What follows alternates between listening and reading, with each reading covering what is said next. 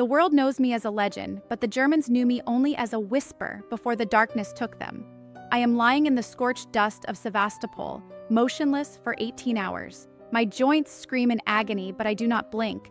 Through my scope, I see him, the Nazi sniper who killed my best friend yesterday. He thinks he is safe. He thinks he is the hunter. But he has forgotten the first rule of war: never underestimate a woman with a rifle. I exhale, and the hunt ends. Before the war, my hands held books, not bolts. I was 24 years old, a history student at Kiev University, dreaming of becoming a scholar and a teacher. My world was defined by the dusty smell of libraries and the quiet scratching of a pen on paper. I was a mother, a student, and a young woman who worried about her grades. But history, as I soon learned, does not care about your plans. It crashes through your door and demands an answer. On June 22nd, 1941, the sky broke open, Operation Barbarossa. Hitler's war machine slammed into the Soviet Union with a violence the world had never seen. I remember hearing the news, feeling the ground tremble, not from bombs, but from the sheer weight of millions of men marching to enslave us. I didn't cry. I felt a cold, hard rage solidify in my stomach. I knew immediately that I could not sit in a classroom while my country burned. I marched to the recruitment office in Odessa, wearing my nicest dress and heels, my hair done up perfectly. The recruiting officer took one look at me and laughed. He saw a girl who belonged at a dance, not in a trench. "Go home, little one," he sneered. "Or if you must serve, become a nurse. We need soft hands to bandage the heroes." I looked him in the eye and slapped my stunning marksmanship certificates onto his desk. I had spent my teenage years in a shooting club, not for violence, but for the sport. I loved the precision of it. "I am not a nurse," I told him. "I am a sniper." He still didn't believe me. He decided to give me a field audition. They drove me out to a hill defending the city where the Romanians, Hitler's allies, were advancing. The commander handed me a Mosin Nagant rifle and pointed to two enemy soldiers working downrange hundreds of meters away. "Prove it," he said. I settled into the dirt. I controlled my breathing. Crack, one man fell. I cycled the bolt. Crack. The second man dropped. I turned to the commander, my face blank. He handed me the rifle permanently. Those 2 kills didn't make the official count. They were just my audition. But in that moment, the history student died and the soldier was born. I realized then that hatred is a powerful teacher. It sharpens your eye and steadies your hand. I was accepted into the 25th Rifle Division. But as we dug in to defend Odessa, watching the horizon turn black with enemy tanks, I realized that passing the test was the easy part. Surviving the slaughter that was coming would require more than just aim. It would require me to lose my soul.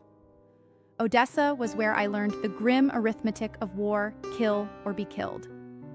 For 73 days, we held the city against an overwhelming tide. I stopped being Lyudmila, the student. I became a machine made of patience and steel, and my tally rose rapidly.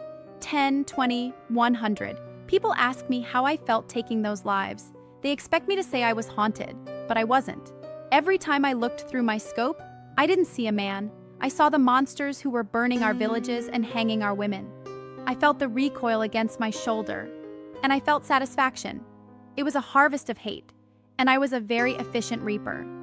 The life of a sniper is not like the movies. It is hours of agonizing stillness. I would leave the trenches before dawn, crawling on my belly into no man's land, finding a divot in the earth or the hollow of a tree. I lay there for 15, sometimes 18 hours at a stretch. You cannot move to eat. You cannot move to relieve yourself. You become part of the dirt. If the sun burns your skin, you do not flinch. If ants crawl over your eyes, you do not blink. Because if you move, even an inch, the German sniper watching from the other side will put a bullet through your brain. I engaged in duels that lasted for days. It is a terrifying intimacy, hunting another hunter. You study their habits. Does he shoot at the same time every day? Does he favor the left side of the ruins? You play chess with death. One mistake is all it takes. I remember one German stalker who tormented our lines. He was good. He killed 2 of my comrades. I tracked him for a day and a half. Finally, he made a mistake. He shifted his position just as the sun was setting, and the glint of his scope betrayed him. I didn't hesitate. That was the only language we spoke. But the enemy was too strong. Odessa fell, and we were evacuated by sea to the fortress city of Sevastopol on the Crimean Peninsula. If Odessa was a battle, Sevastopol was a meat grinder.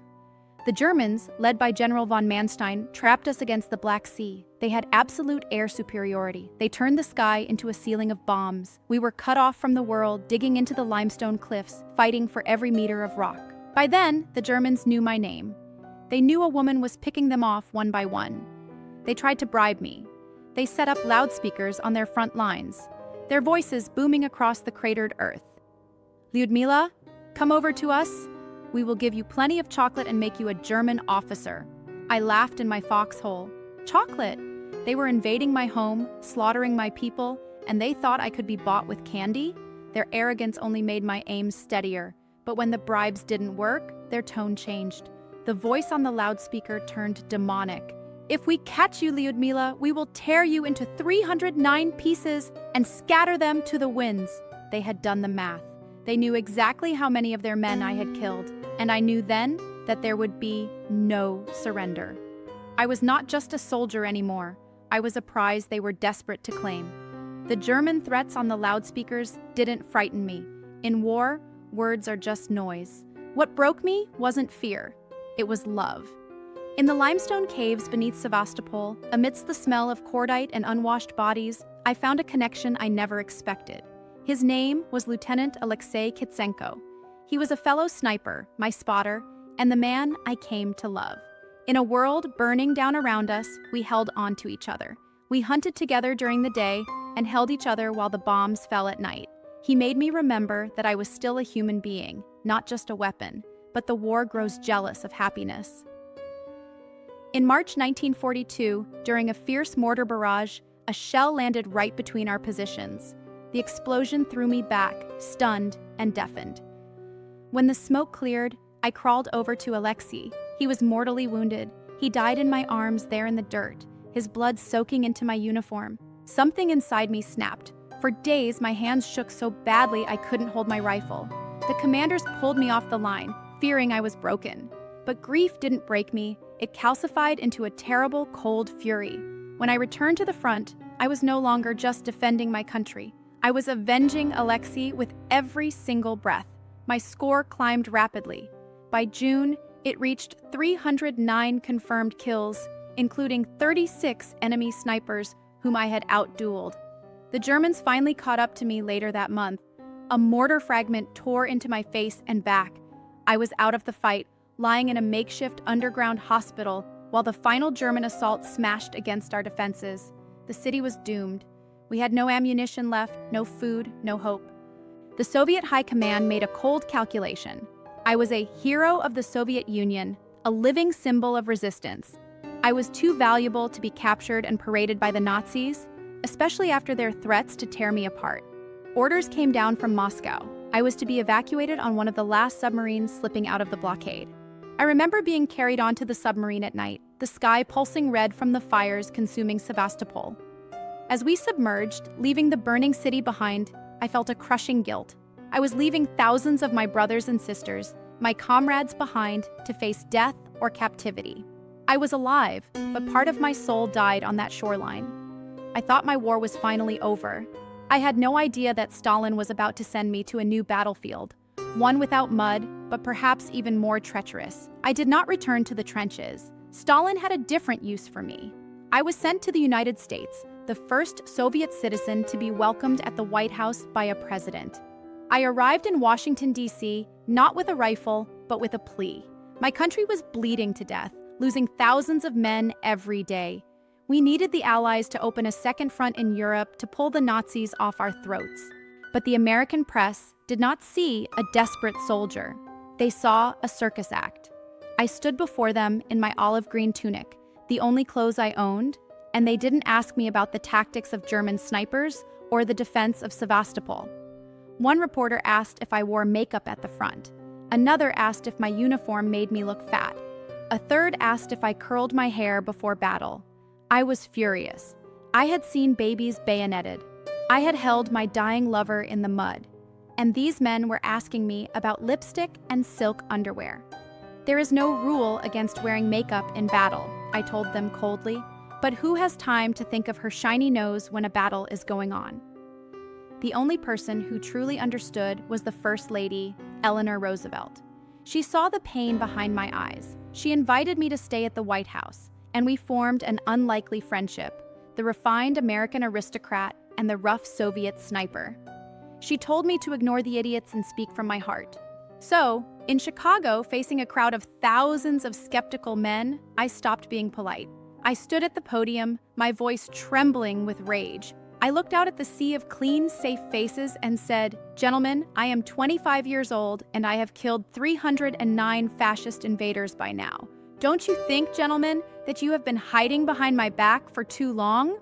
The silence that followed was louder than any cannon. Then, the room exploded. They cheered. I had finally hit my target without firing a shot. I survived the war. I returned home to a country of ruins and ghosts. I finished my degree. I became a historian, just as I had dreamed before the world caught fire. I never picked up a rifle again. People still call me Lady Death. They act as if I was a cold-blooded killer. But I was never a killer by nature. I was a protector. Every time I pulled that trigger, I wasn't taking a life. I was saving the lives of my people. I am an old woman now. The war is a distant memory to the world, just pages in the history books I used to read. But at night, when the house is quiet, I can still smell the limestone dust of Sevastopol. I can still see the scope's crosshairs, and I can still hear the wind whispering the names of the 309 men who never went home because they made the mistake of crossing my path.